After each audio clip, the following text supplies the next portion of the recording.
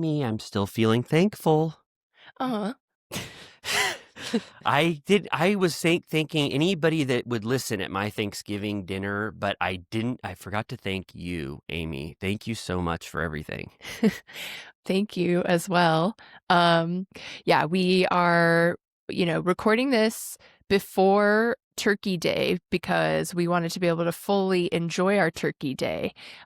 So in lieu of news, we decided to talk about this Vanderpump Rules Raise Your Glass to 11 Seasons special that was on Tuesday night. It's sort of a random filler situation, but it's kind of a fun throwback. But we wanted to give you our thoughts.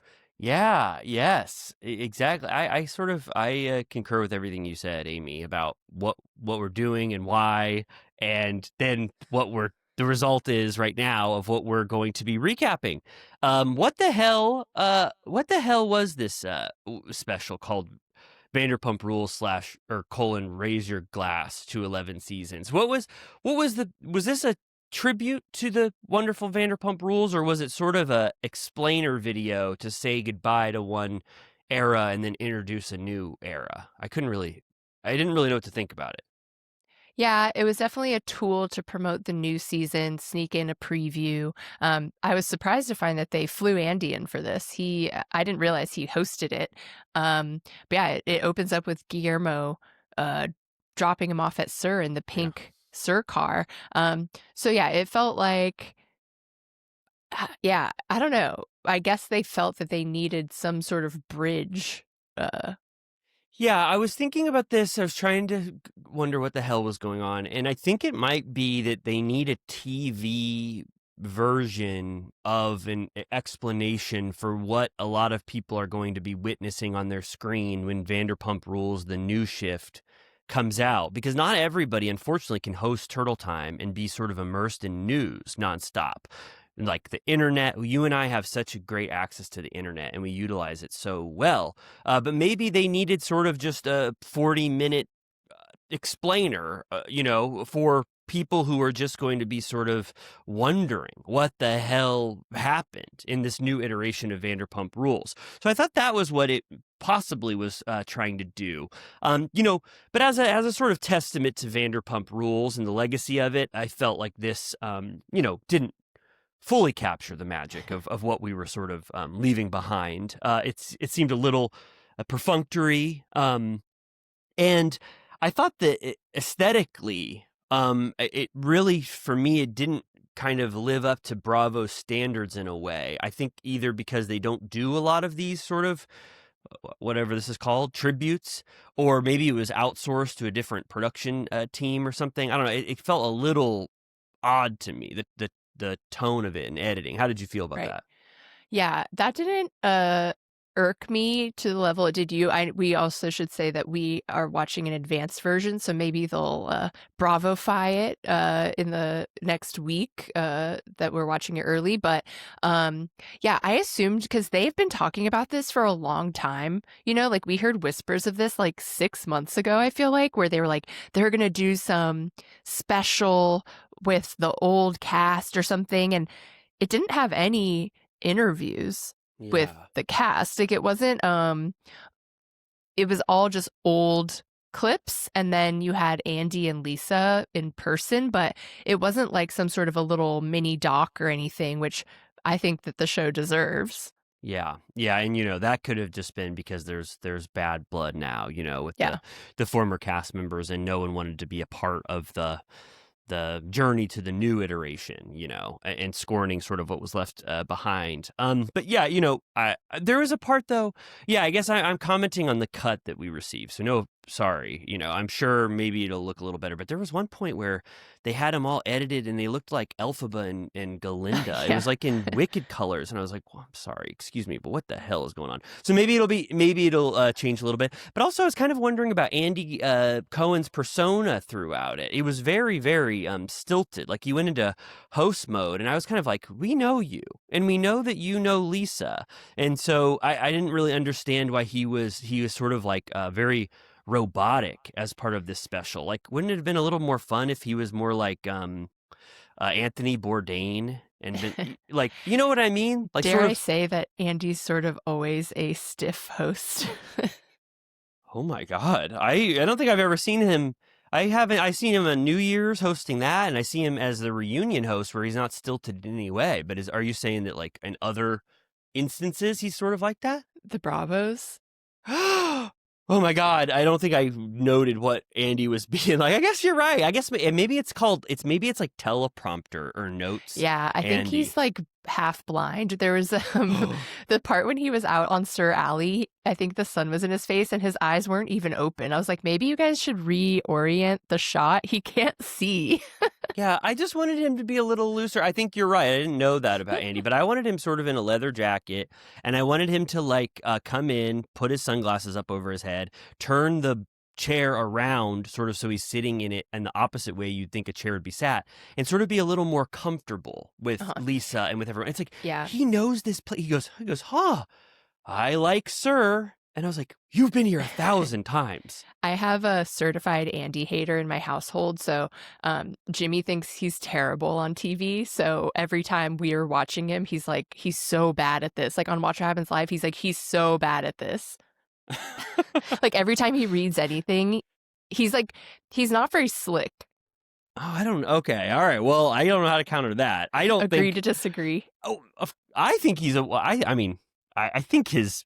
I think his I mean, career his is a testament to his on-camera personality. I think he's good on Watch What Happens Live. I always think that the cues are like off for live television whenever it's like he's like, "Oh God, I'm sorry, I'm on camera." Like I always think that I always chalk that up to the technical aspect of shit. But I mean, I don't know. I think he's a good. Oh gosh, I think he's a very good on-camera personality. Obviously, I think that this seeing him in this format was odd to me. But Yeah, he did say that he said this multiple times. I think it's in his book, and then he said it on Alex Cooper that, I mean, this is just about his looks, not his ability to read cue cards, but he said that an old boss of his said that he was cross-eyed, so he'll never be on TV, and he's really shown him.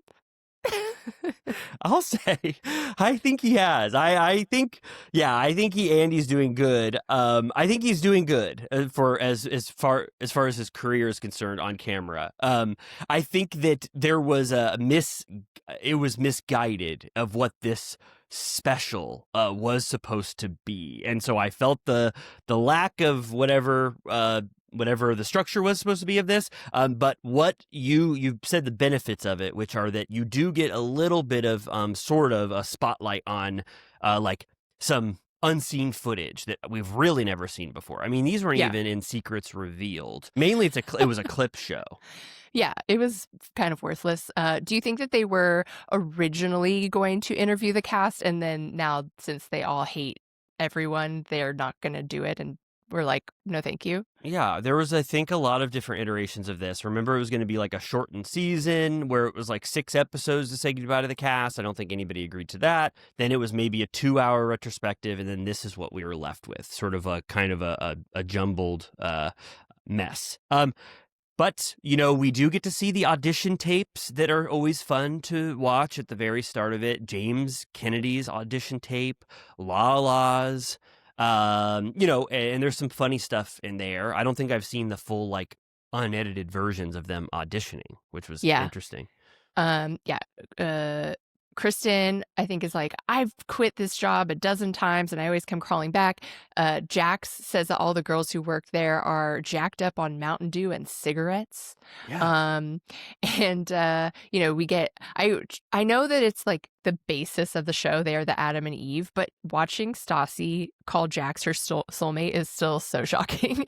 I agree. There was a little bit of a time in which Stassi was fervently in love with Jax, which you can't even remember because by the time season 1, episode 1 was out, Stassi and Jax were like on the verge of a breakup. So this is right before when she loved it, and she thought that he was her soulmate, that they were going to last forever. Horrifying. We also get a sort of, they do Ariana dirty. I forgot she was quite, I mean, we've talked about this.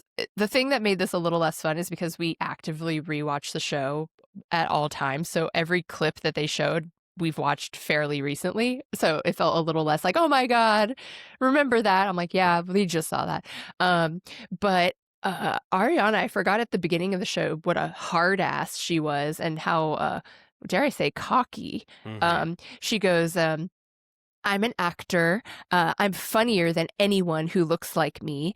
And then they do her dirty and show her one woman show clip and Jack saying, I didn't know that was supposed to be funny. So they Yeah. didn't allow for it for 1 second.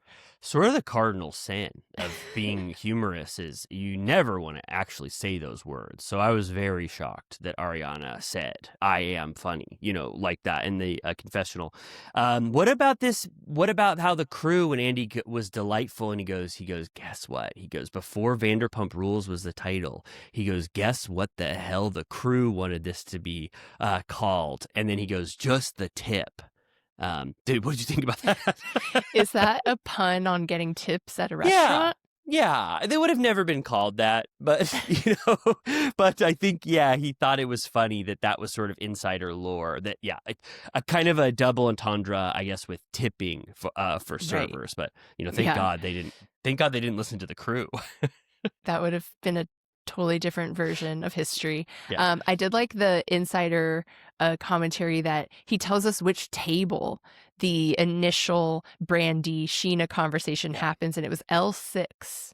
L6. Oh my God. Sorry, I missed it. I didn't know what table it was, the name of it. But yeah, that was amazing because he shows you how this was spawned, which of course we all know. But yeah, that was good. Then they have a scene where Sheena, I like this unseen footage where they have an actual introduction to Ariana scene, which we know doesn't exist in the final cut because we just have recapped season 2 or whenever Ariana comes into Vanderpump Rules. And there was a full sit down scene where Sheena goes to her house and says the words to Ariana, like, will you please come to Sir and be a bartender with me? Yeah, I don't think we ever see that apartment ever again. I've never seen it before. No, that's why I was shocked by it. I was like, holy shit, imagine because Ariana's entrance, I remember, is sort of, it's like she's always been here. Like, where was she? She got plucked out of, another restaurant and came here. But this was like, they officially were making Ariana a friend of or a full-time cast member with that Sheena scene. Yeah, she had that braid pasted against her forehead. This was during Sheena's injury era, so her foot was wrapped up on the couch. So I can picture exactly when this was. And yeah, Miss Kitty and Charlotte are in the mix, which is always pleasant for me. So yeah, I feel like we don't. I feel like we should just comment on the never before scenes because otherwise it's just packages of like the most savage mean girl moments and like engagements and stuff. And I'm like, that's just us talking about the show that we already talk about. Right, of course. I agree with you. Yeah, so then there's Kristen and they have a scene where Kristen and Tom, I didn't think this was a good never before scene. I didn't, No. not the best, but it was after Kristen and Tom had broken up, but Kristen still was in love with Tom Sandoval. And she goes, I've been talking to Ariana's ex-boyfriend, or Ariana's ex-boyfriend reached out to me and he wanted to know when your guys' affair possibly started because he's going to think differently about Ariana. And that's when Tom Sandoval was like, stop prying into my business. We are no longer in a relationship together. Right. That's new though, because is this her evil ex that was abusive? Quite possibly. Yes, it could be. Yeah, right. But it was, I guess it was interesting to know that Kristen, the lengths to which Kristen was going at that point to try to ruin Ariana and Tom's relationship. Yeah. I don't know that I knew that they were both in relationships at that time. So that's an interesting detail. And did you like that Lisa, Andy was like, what's the most shocking thing that's ever happened in your opinion, Lisa? And she's like, when Kristen ate Brittany's Kentucky muffin, I still can't get over that. I was like, she really like loves that. Yeah, it shocked her to her core. Out of all of these cheating scandals, even Scandoval, she still thinks Kentucky Muffin Gate is the biggest, most shocking thing that's ever happened. It was good to get Lisa's perspective on that. Did you like the never before scene where Lisa and Katie and Ariana are at something about her and they're talking about FaceTime sex? Oh my God. Thank God honestly, that clip made me realize how there shouldn't have been a season 12 of the original cast, because I was like, remember how bad it was? Yeah. And I guess the notable thing was just Lisa learning about FaceTime sex. But I thought it was sort of they were laughing ironically, or because I think Lisa didn't realize that FaceTime sex was how Rachel and Tom Mm, Sandoval were. That's the kind of sex that they were having right. at the time when they were busted. Yeah, it just reminded me that I have no desire to see the inner workings of something about her whatsoever. You mean as you mean for us to view it as an audience in terms of if it was to be filmed on camera? It's just so fucking boring. Like, that season is so cursed. I forgot. I don't know. I think when we recap it in 2 years, I think it's going to be, maybe it'll have some delightful stuff in it. Okay, this is my favorite never before seen by Yeah, this was far. powerful. This was awesome. You never see Why stuff did they like cut this. this? I have no clue because, okay, so we'll say Because it. the divorce, they didn't Yes. focus on the divorce at all, which is so foolish. Yeah, so season 10 at the Electric Owl, I guess, Katie Maloney, she's walking up to the Electric Owl, and you're like, who the hell is Katie in season 10 going to speak with? And it's Sandoval. And she goes, I must ask you a question, Sandoval. And I was starting to laugh. I go, oh my God, he's got a mustache. And she said, that, and their chemistry, they're beaming, they're sweet. Have they ever had a scene solo before? Ever? Never in the history of Vanderpump Rules, and I'm marking it right now. You strike me dead if I'm wrong. And people will be like, there's 7 instances of that. But no, I never, even if there is, it feels new and something you've never seen in Shocking. your life before. Katie and Sandoval commiserating, empathizing with each other. Sandoval goes, "Hey, Katie, think what you will of me, but I have to say it struck me so hard when you and Schwartz got divorced."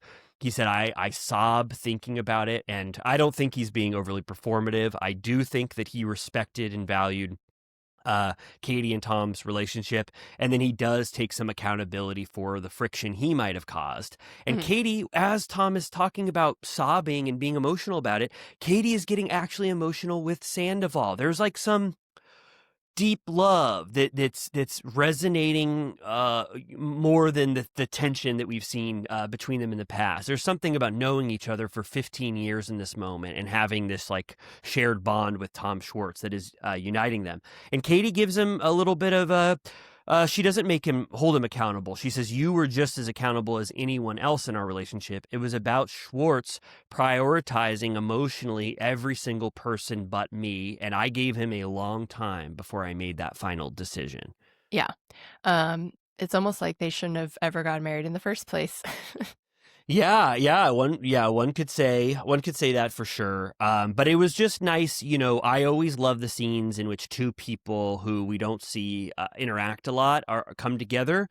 And you're right that this whole narrative for season 10 was completely undercut, where they didn't realize what Vanderpump Rules fans would value at the time. Sort of like how we talked about how Ariana and Kristen's budding friendship was never capitalized on because they didn't think that we would find merit to that. Again, they focused on like whatever the hell Raquel was doing in season 10 instead of dealing with the aftermath of one of their iconic relationships on the show and how that was causing, the aftermath of that for the cast members around them. Yeah. No, she's emotional, saying, their house is closing soon, and that she's afraid because Schwartz is being such a dick, that she's afraid they won't be able to be friends because she doesn't deserve it as a wife or a friend. But as we know, they've done well to this day of maintaining their friendship, and they still have their co-parent their dogs. So things went well. But yeah, I was surprised. Sandoval was just like, he's like, sometimes I drive around and I put music on and I think about you guys breaking up and I just sob. And she's like, are you serious? Yeah. And he's like, I'm sorry. Yeah. I don't know. It was hard for me. This is pre-Scandival, but it's like right as he's about to do that. But like, I have him locked in the Tom that we're currently recapping now on Vanderpump Rules. You know what I mean? Like Yeah, in the season 8 era. And so I still feel like the Tom Sandoval that we're talking about in this era is capable of a scene like that. And I'm not using the current lens on him, who is overly performative, or people would say crocodile tears. But I just felt like it's just sort of obvious that someone who had been around a couple for 15 years and who saw everything that we never saw about this romance, that, like, would be deeply affected by it. right. You know what I mean? I don't really believe he's faking his ass off in that scene. Yeah, no, it was a breath of fresh air, very exciting, probably the best part of the whole episode. And then yeah, they immediately shoehorn in the preview that we've already seen for the new season. Lisa's like, Gen Z, they do everything differently. Millennials feel so much safer. And Andy's like, wow, like the old cast feels safer? How crazy. And he's like, let's get some goat cheese balls. Yeah, and he goes, and by the way, what the hell do you have pumping through, sir, if your Gen Zs are just as crazy as your millennials? Viagra and opium? She's like, it's in the rosé, Andy. Cheers. Yeah. Oh my God. And a huge reveal is that Andy will eat these goat cheese balls, but he doesn't particularly like goat cheese, he says. Did you think that was kind of shocking? It is shocking because they're not good enough to supersede not liking the main ingredient, in my Yeah. opinion. Yeah, you would say one could definitely agree with you there. Well, great. Well, that was it. What was it called? Cheers to 11 years. I really feel like, besides seeing it, besides seeing the sparks of joy I got from seeing unseen footage, that was kind of a shameful exercise in honoring Vanderpump Rules, and really an excuse to let Lisa tout her naughty minxes that she's got Yeah. waiting in the wings. It should have been like a full ass like Judd Apatow doc with Yeah. like a million talking Yeah. heads and like BTS, and Yeah. it really deserved something better. Maybe in the future when the sand has settled, but for now it was just a throwaway. It was almost like they were like, we have Tuesday night at 9:00 already, so let's do get people ready for that time slot. I don't think so. Yeah, I think so. I'm like, is this gonna make it to air? Are we like? It is. It's on the guide. Okay. All right. Okay. I Well, checked. let us know if do they still have Tom Sandoval in green Elphaba edit makeup, and I don't know. I'm sure a lot of stuff will change for the broadcast version, but yeah, I don't know if this was essential viewing. I don't want to guide anybody towards this one, but I think you should all stay tuned, please, because Amy and I are going to take a certified turtle piss break, and then we are going to come back and talk about this week's episode of Southern Charm, which, can I spoil something, Amy? Yes. We both liked it. It's true. We'll have more excitement about that than what we just talked about, that's for sure. I think absolutely. Okay, we'll see you right after the certified turtle piss break. Bye-bye. We're back, Amy. Hello. Papa-doo time. Papa-doo. Did you enjoy your little break between? Yes. I actually did enjoy this episode of Southern Charm. It felt almost Summer House-esque. Yeah, I thought the same thing. Oh my God. Yes, I agree with you. I wrote down funny, and I wrote down partying, and and there's some flirting. Sexy singles. There's some sexy stuff in here too. I really thought this was a big boost after last week's. Sally sells singles on the seashore. Yeah. It's pretty fun. Should have been the title. Yeah, of course. Yeah, that's a great title. It's a play on Sally sells seashells by the seashore, I believe. This party, I mean, just to say it up front, I mean, Sally made a great party at this VRBO seaside house. Yes. It had everything in the world that you could ever want at a party: burgers, beer pong, Did it have jam. burgers? Yeah. Big burgers in nice little wrappers. Nice. Chicken burgers. I was very proud of Sally for pulling off such an epic party that took over 30 minutes of the episode. That's a good party. Yeah, it seemed like Vanita did most of the work without the glory, but I think Rod and Vanita for sure did a lot of the decorating and getting stuff ready. But then, yeah, it kind of became Sally's party. But I agree with your original statement in which you said this was fun. Yeah, I was like, I almost had forgotten what it's like. The whole point of this show is that everyone's trying to get laid. Yeah, it's about getting laid. And it seems like people were gonna get laid. It seemed like people were almost gonna get laid after last week's episode, we find out, and then people are trying to get laid this episode. We meet 2 new cast members that are fun. We'll get into it. Yeah. But Charlie and Whitner, I was like, holy shit, hey, you guys didn't offend my sensibilities in any way. Either of Yeah. them. The name Whitner really sticks in my craw, though. I'm like, Whitner? Whitner. I think we can call him Whit, right? I mean, for Turtle Time Yeah. purposes. It's a little, I guess that takes over for Whitney, but we Yeah. never call Whitney Whit. But oh yeah, we already have a Whitney, and then now we have Whitner. It's gonna be hard for us, but I think. Do you want to call him Whit? Sure. Ner? Ner. I like Ner. I'm okay with Ner. I've never met a Whitner in my life. Have you? I mean, I No. know a lot of names exist, but They're doing crazy shit down there with the names. yeah, it's interesting stuff. So Sally sells singles on the seashore is coming up, but it starts out with some little blips into these people's lives. Shep is waxing his surfboard, getting ready to I guess, eventually he's going to be surfing with Austin. So he's getting that ready. Molly's got her snake back, which is now properly in its cage. And then Patricia just ordered a huge crocodile, kind of jewel encrusted crocodile candle. What about that? Yeah, Whitney was like, Jesus Christ. He couldn't believe it because it looked like I don't know anything about crocodile jewel candles, but it looked expensive as hell. You'd have to imagine, right?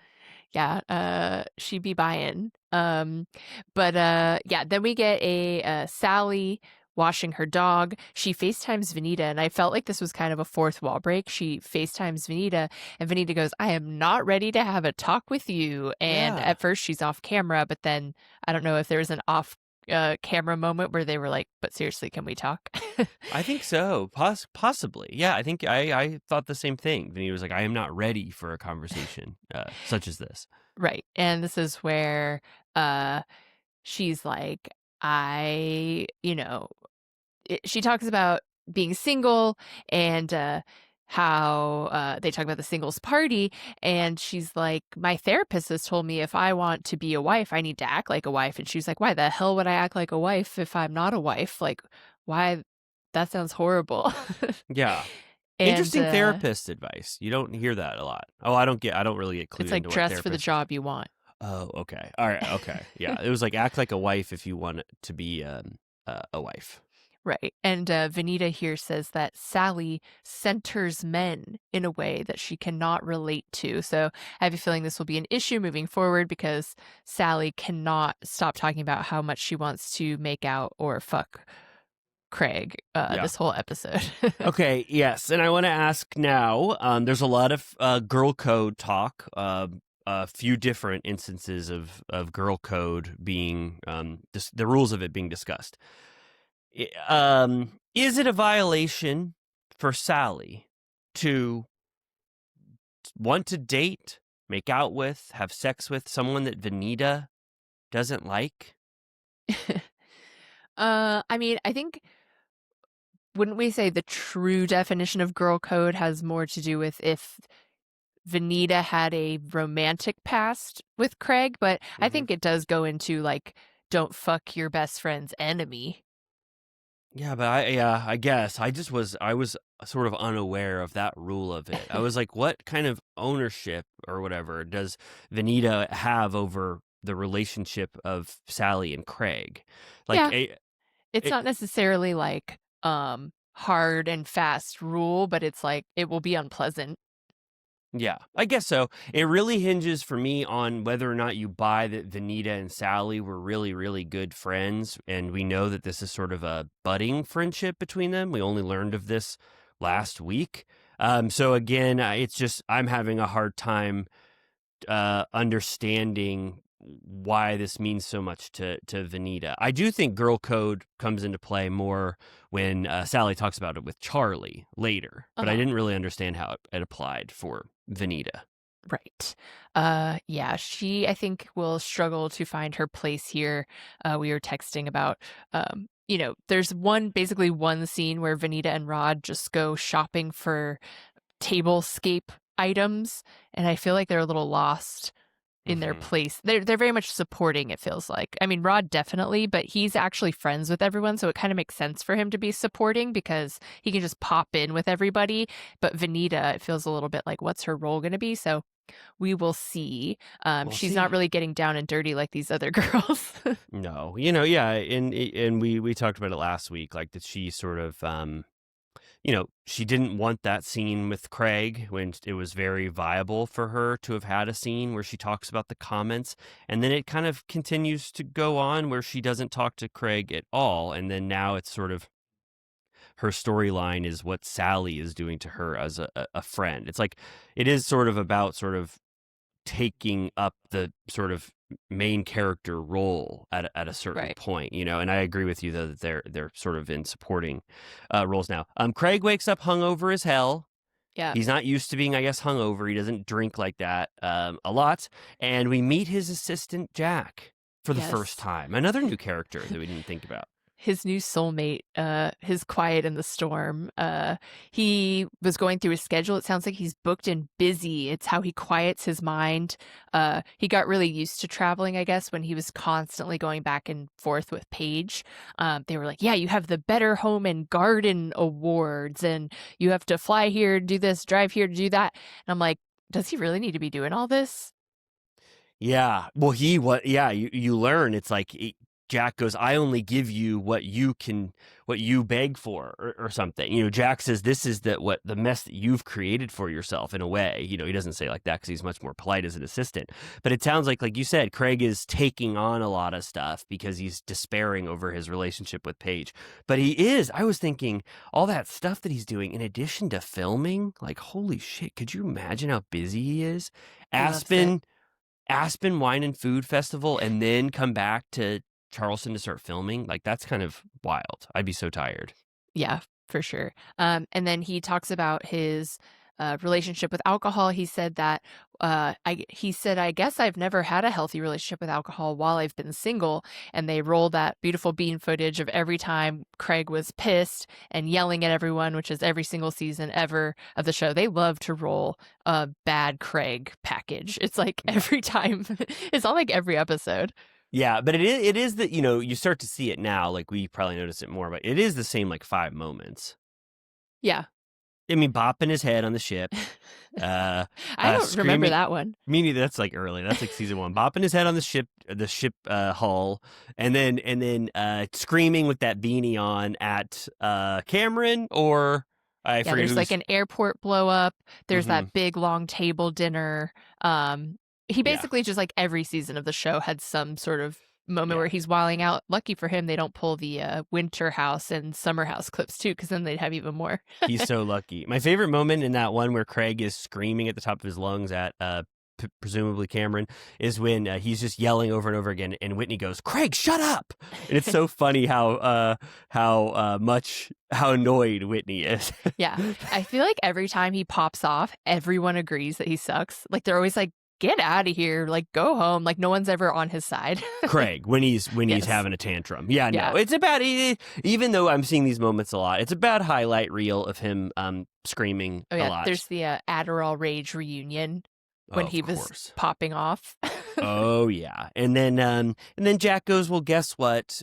Craig, it's been 4 months now, and it'll only get better, my friend. So you Yeah. have things to look forward to. So It's it's like, kind of I nice. love you, Jack. Thanks for keeping me safe. Yeah, Oh my gosh, did you love this?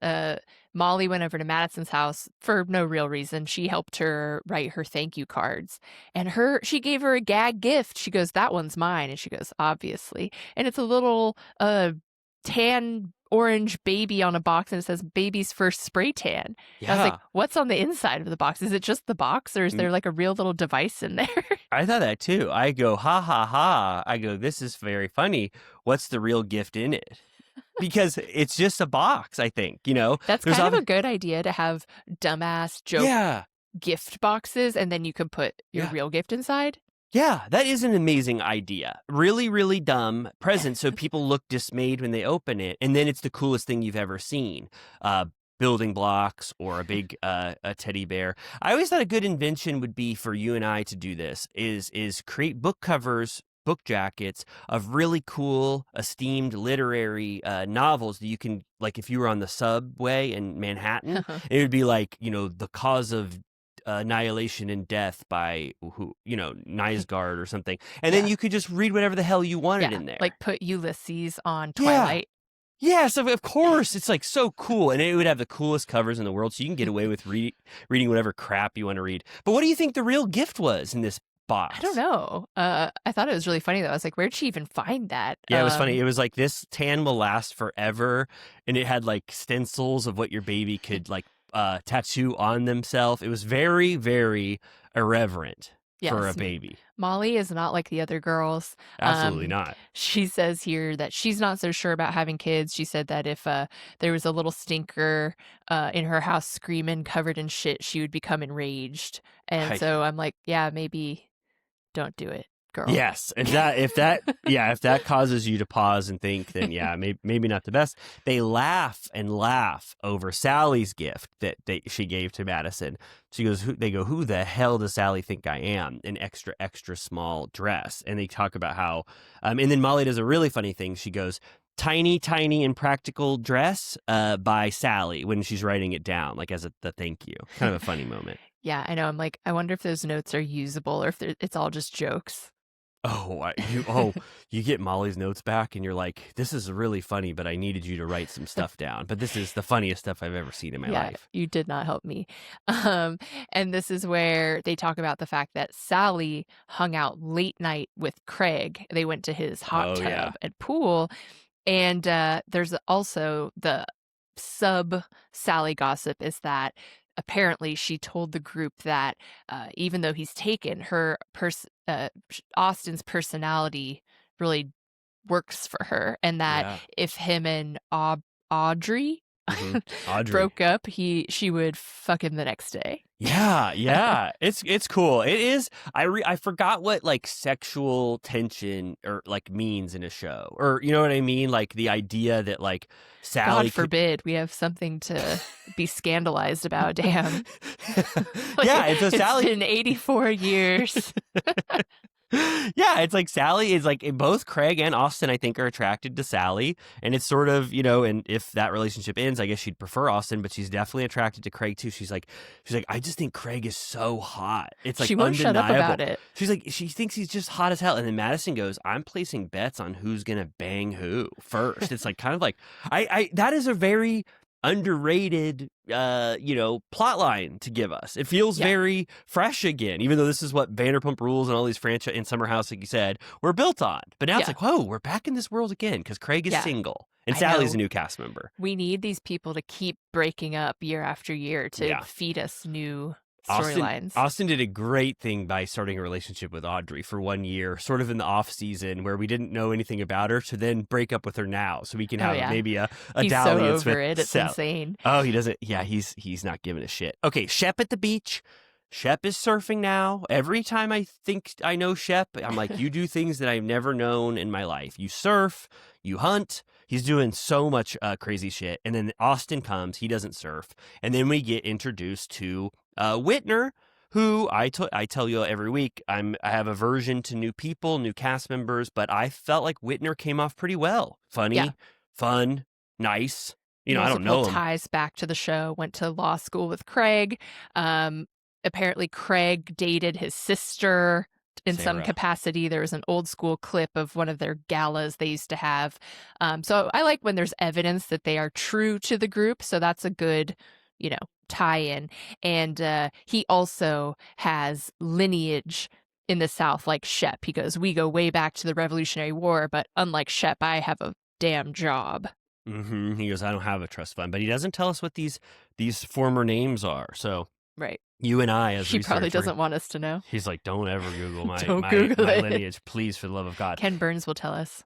Oh yeah, that's probably going to be in episode 7 or something. They'll be like, Whitner's family was doing this stuff. Godforsaken shit. Yeah. Then what I liked was this. I was like, whoa, I like that surfing. Whitner's kind of nice. And then they go, let's go get some beers. And I was like, holy shit, surfing, beers. Yeah. I'm having fun now. Underplayed element of Charleston. I know, Yeah. Shep's apartment or house was always sort of a surf shack. I think he always had like a board Hmm. in the corner, and it does have that surfer. I feel like a lot of Charleston, all their houses have sort of a beach look to them. But is this the first time we've ever actually seen them surf? I don't remember. I've seen them at the beach, but Yeah, of course. I remember beach scenes, many beach scenes in the earlier era of Southern Charm. I feel like it's been a while since we got to go to the beach, and I have not seen Shep surf. People show clips. You can show me and prove me wrong, but I don't remember Shep being a surf head like this. yeah. And then these boys are getting beers. Shep orders a Pilsner, which I was like, holy shit, that's pretty awesome. And then Shep goes, guess what? Me, Corey, Craig, Sally in a hot tub. It was hot as hell. Picture this. He goes, bubbles were coming up. It was hot as hell. It's 4 a.m. Corey gets out of the hot tub. He can't take the heat. And then he goes, I better get out of here too. I think it's a little too hot. And he's looking over at Sally and Craig. And then he gets out. He calls an Uber, but he goes, but I don't know what the fuck happened after I left between those two. Yes. And Austin goes, well, I did see some texts between those two. And Shep's like, oh my God, what did they say? And they show us. And it's definitely a flirtation. She's like, I had a great time. I wish I stayed. And he goes, you could have if you wanted. And she goes, I did want. Invite me to stay next time.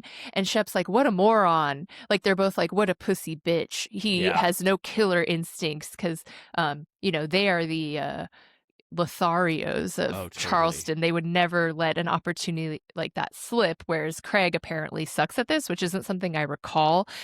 They use an old clip of him fumbling Catherine on like the first few episodes, and that's when Shep swoops in and has sex with her immediately because Craig couldn't seal the deal. Yeah, I like that Shep is still sort of like nostalgic and proud of that moment with Catherine. He's 10 like, years roll the clip, later, roll the clip. he goes, she hung out with him 3rd times. Absolutely nothing happened. And then I know.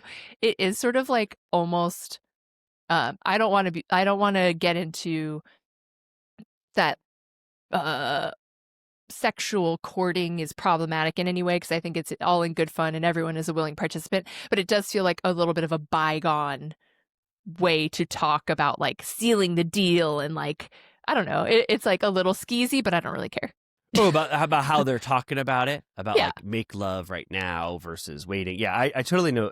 I know what you mean, but yeah, but it's for Like, me. he didn't lock it down. What a pussy. Yeah, You know. but it's for me. It's just interesting to hear Austin and Shep talk this way about Craig. Like, I don't know, I don't care what it reveals or whatever. I just think it's interesting that they both know this about Craig, and now we learned a new facet of single Craig's behavior. Right.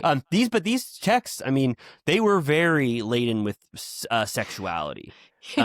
They were. It was like he goes. I can't. He goes, hot and being in a hot tub next to you, makes it so hard to sleep. And I was like, oh my God, this is they like, were charged. It was getting risque. And I was like, I'm like, I You're don't like, mind. I'm feeling hot under the collar. Yeah, like I gotta stop talking about this. But no, I was like, I was just like, I think it's so fun if Craig and Sally have sex with each other. Now, I don't think it's fun. Like, I'm not gonna have a lot of fun. But it's just so cool that's a possibility in this universe now for Southern Charm. It really broke the mold. It broke everything that we thought we knew about Southern Charm. It broke it wide open.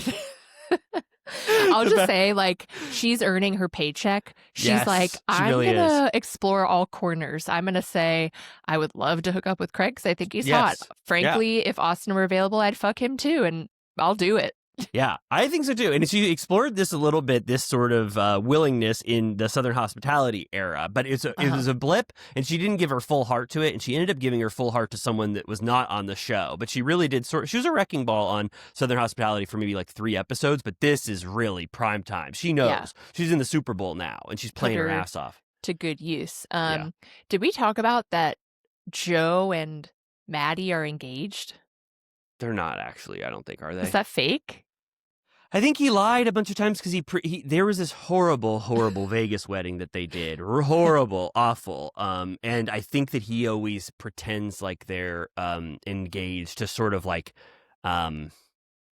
I don't to start that, not to start that rumor going, but to make him and Maddie seem more far along than they actually are. Maddie Uh, can't stand Joe Bradley. I mean, okay. I don't know enough about it, but at BravoCon they were saying stuff like that, and I was like, "Is that like a big deal? Is it that was what is this?" it was at Battle of the Sexes, and it was Joe Bradley referencing his own mythology that no one knows because not a lot of people care about Southern hospitality. I think he was alluding to the fact that they had this fake wedding in Okay. Vegas. I think that's what he meant. All right. Then we get this horrible Vanita and Rod shopping scene. Yeah. For some reason, I don't know why Vanita's willing to do this labor. I'd be like, do your own damn party. What do I get out of this? I think it's because they're so willing to do scenes that they think are reasonable, but it's like you're doing the work that Sally doesn't have to do to like equip her party. But I think it's just still trying to figure out what we do on these shows. Yeah. I mean, it really is like a scene where we're just watching two people go pick stuff out, there, and then they call in a support, which is Sally on the phone. And Sally is on a different wavelength than Rod and Vanita about this storyline, which that's why I find it so odd. She's kind of like, she doesn't care at all that Rod and Vanita care that she might be attracted to Craig or have sex with Craig. It's like a private feeling that Rod and Vanita have about her relationship, Craig, rather than anything that Sally feels responsible for. And then they have this phone call, and I don't know if you noticed this, but it sounded like it was Sally was like had left a voicemail or something, or they were listening to it out loud because she kind of talks for like 4 full minutes without any responses going on. She seemed very aloof. She's like, yeah, like Craig is single, so I invited him. Went to his house till 4 a.m. Oh, I forgot y'all had beef. Oh well, he's hot.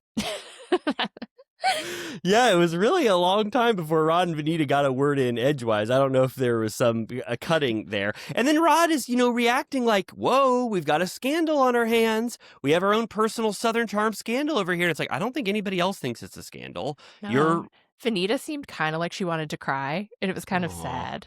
Oh, I didn't know. I didn't like see. He was like, how does that make you feel? And she goes, it doesn't make me feel good.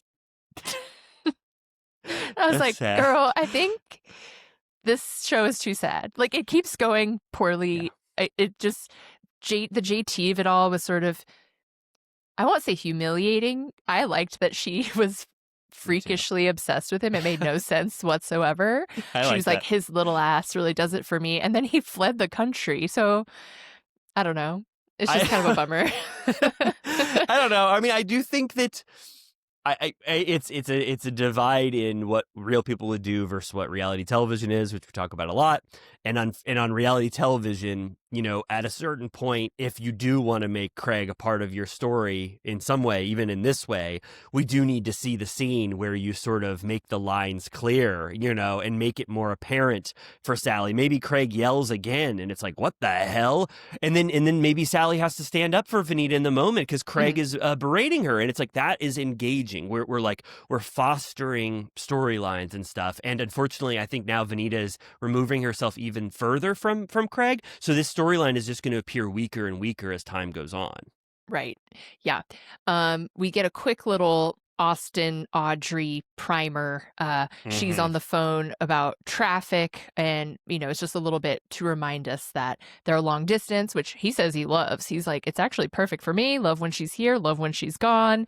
And we haven't talked about a single thing about moving in together or any future plans, which is always promising when you're in your late 30s. Totally. And later he says, he goes, I just love my stuff. He goes, I don't like going places where I don't have all my stuff that I love. Which, like, fair enough, but it seems like you will reach the end of the road if that's not a total permanent agreement. So yeah, and he can bring his PlayStation 5 to Audrey's. I don't think it'd be a big deal. It's like she could set it up. Get a Switch. Yeah, or perfect. Perfect option. You could just have a Nintendo Switch, which is playable anywhere. You don't even have to hook it up to the TV. So I was gonna say, I mean, it's the last thing that happens in this episode, but Audrey kind of reminds me of Raquel. Yeah, I Did thought you think that too? I did, and I didn't know if I was going to say it to you, but I'm just jumping out with you on that one. Like out of her league. Yeah, yeah, Not and the with way like Madison was him, like but the Lala. show. Yeah, Madison was like Lala talking to Hmm. Raquel at the end of this thing, like, "Hey, just so you know, Southern Charm shit is going on, and you're gonna be caught by the wayside on it." You know what I mean? It was a Yeah, real like I felt that exactly, and I don't Bambi-eyed know. bitch. Yeah, I won't say that, but yeah, something a little bit something like that. Bambi-eyed diva. Yeah, totally. Yeah, Audrey. Yeah, we'll talk about that. But Madison, that was a shocking thing for Madison to say to Audrey. I couldn't believe it. Yeah, Kind of showed a lack of respect mean. to Audrey. Yes. Just a little, yeah, like, hey, guess what? It's going on our show over here. Okay, Yeah. Sally's house on Verbo or VRBO. I don't use this platform, but I like that there's, Airbnb can't have a monopoly on renting places, so I'm glad that Verbo Yeah. exists. But this It didn't house, seem sponsored. There weren't any like VRBO elements, but she did say it verbally. and it is VRBO. You have to say all four letters. Well, you could say Verbo. It's just so it doesn't have the brand. It doesn't have that brand awareness like Airbnb. I'm like, what the hell is that? Yeah.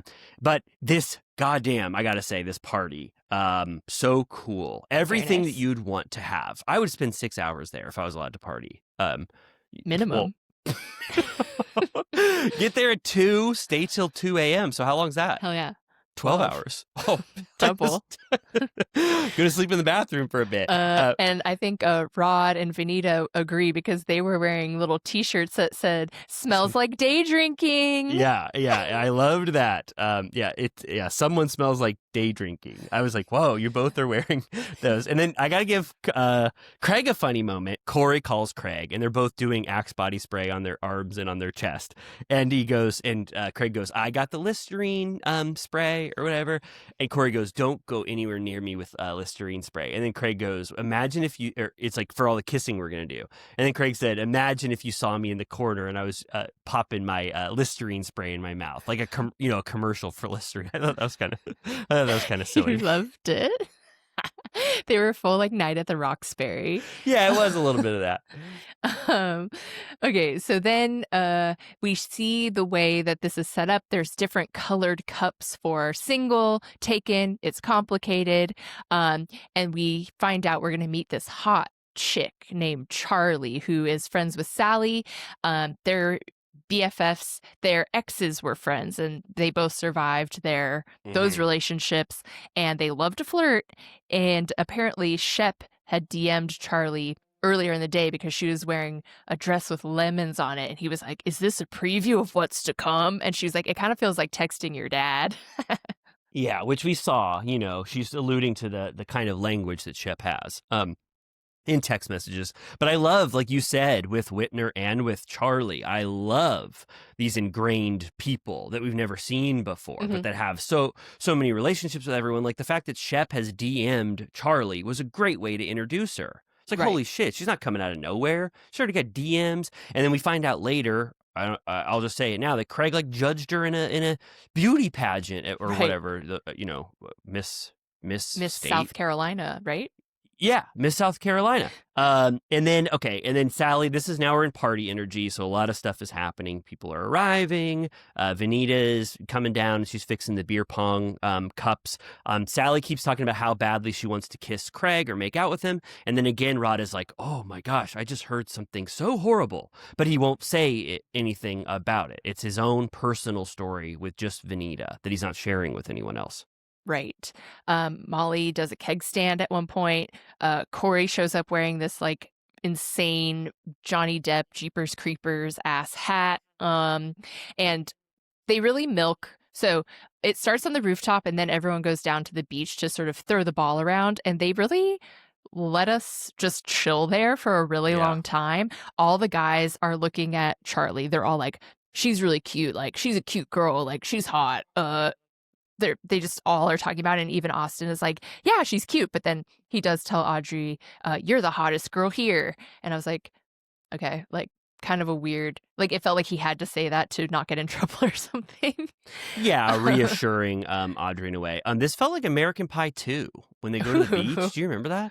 No, where do they go? That's awesome. I forget. They go somewhere. Is Stifler's mom there? Of course, she was renting a VRBO right next door to their house, so Stifler can have sex with her at the end of the movie. But it's exactly like this: Jello shots, spike ball, can jam, talking about people being attractive. They set up? Okay, Craig and Charlie have sort of a very natural chemistry, which they kind of captured, like you said, by lingering for 20 minutes in this beach area. They got to see all of these little quips that they both had back and forth, which you don't normally see. We have such formulaic scenes sometimes where two people sit down and they go, I am really, it's very nice getting to know you. But now we see that they bond over spike ball.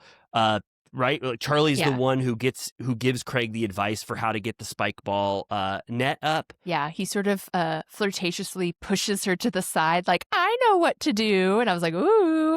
And at one point, they're in the ocean for an extended period, and you're kind of like, all right. Yeah, yes. I said, all right. I go, all right. And then Sally is judging this accurately as being like, my friend that I just invited that's very attractive is flirting with Craig, and they're having extended periods of time alone. It looks like they're getting along, hitting it off. I also got to give Whitner credit.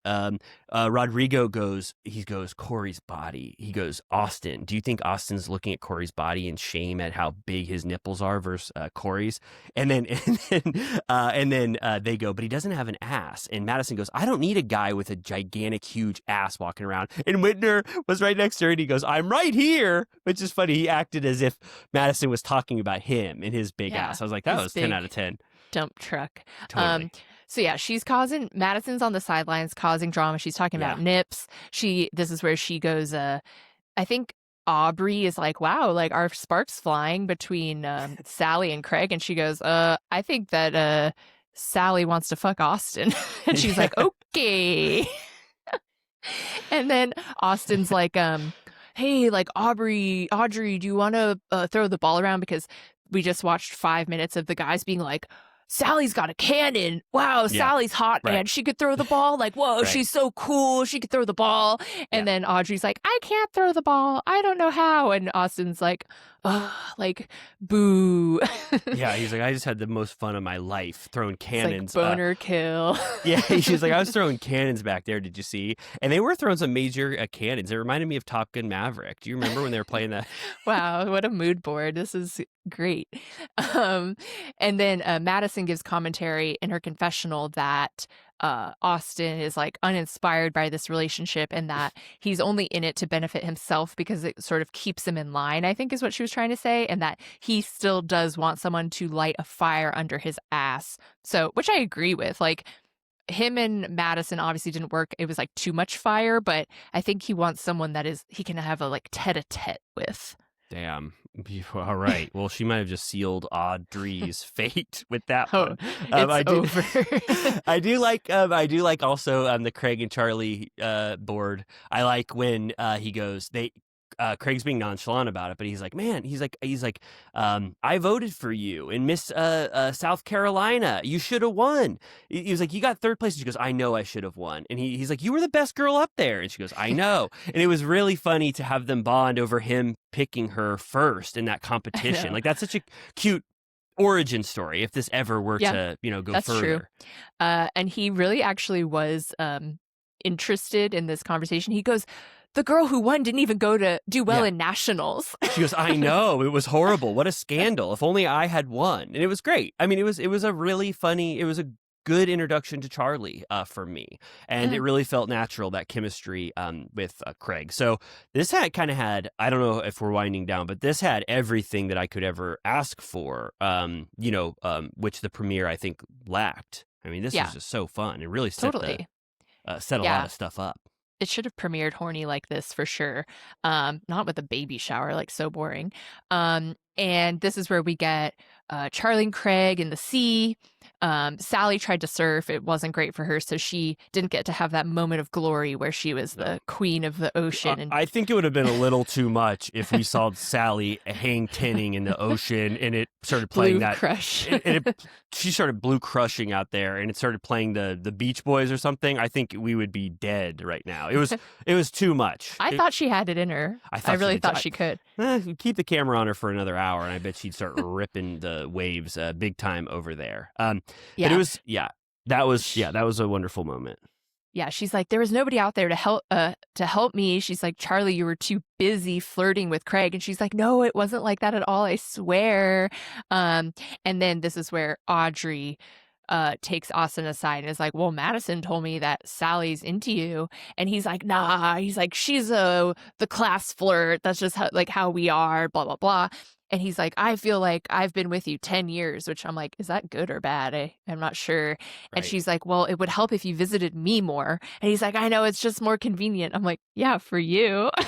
He goes, you got to see some of the stuff I have. I love it over where I'm at. He does have cats now, which they have yet to say. Maybe it hasn't happened yet. I can't wait for that. Oh, I'm excited about that too. Did you have a class flirt? No, I mean, probably. I wasn't privy. I know that there were some girls that did stuff earlier than others, but that's maybe different. Right. Yeah. I was mine for the middle school years. But all right. Well, yeah, I thought that was great. And then they kind of end on a lackluster note for Audrey and Austin, because he goes, well, I love you when you're here. So thanks for being here. I love you. But I got to go play football with Sally again. So, and I love that they didn't do a Jesse and Lexi where they make us think, well, Jesse and Lexi's was good. That was a good reveal at the end. But I do like that we kind of know. It's like, oh, wait, we get to watch the demise. It's going to be fun that we know that they end at some point. Right. Yeah, and so we got a little next time on. It looks like Craig and Charlie have a scene together. What I could tell is that maybe she works at a gallery and he's looking for art. So that's kind of fun.